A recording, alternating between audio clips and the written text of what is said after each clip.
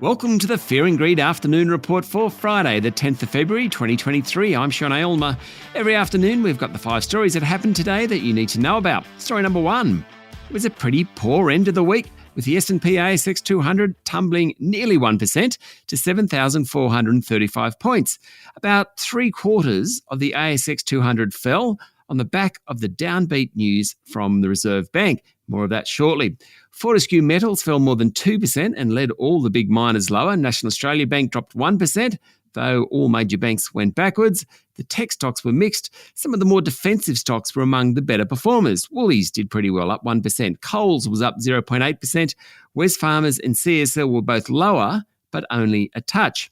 Coal companies have been sold off in recent weeks, and it continued today. New Hope was the worst for the top 200, falling more than 8%.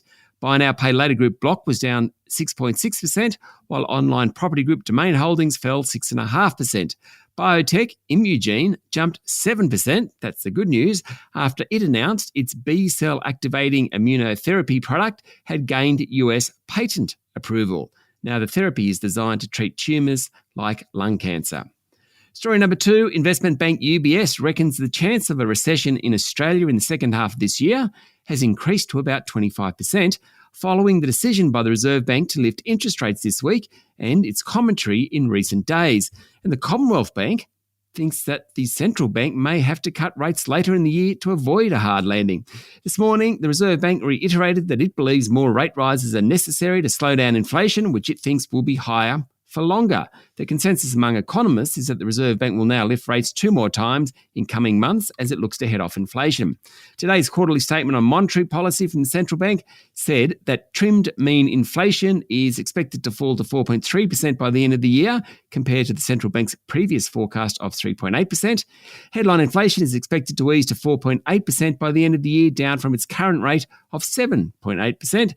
But it's not expected to return to the top of the bank's 2 to 3% target band until mid-2025. That's still some way off. Story number 3, the recent thawing of relations between China and Australia could see 200% plus tariffs on Australian wine reviewed or even lifted after a spokeswoman hinted at possible talks and resolution to the trade dispute.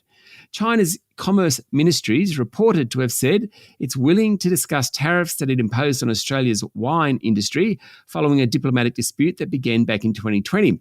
According to the Australian newspaper, the tariffs placed on Australian wine sold into China, which ranged from about 116% to 218%, all but destroyed a $1 billion-plus market for Australian winemakers. It saw an immediate collapse in Australian wine sales to China. Basically, they went from 1.3 billion to about 12 million. Let's hope there's more progress on that one. Story number 4, online property group REA, which is 61% owned by News Corp, this morning announced a 10% drop in earnings. It said real estate listings tumbled in the last 3 months of 2023, down 34% in Sydney and 31% in Melbourne. Nationally, listings were down 21% for the half year to the end of December. Chief Executive Owen Wilson, great name for the boss of an online property group, said he expected listings to keep falling while interest rates are rising, and he forecast another 7 to 10% drop in property prices. One area where prices are rising is rents. Wilson said it was diabolical for renters, with double-digit increases across the country.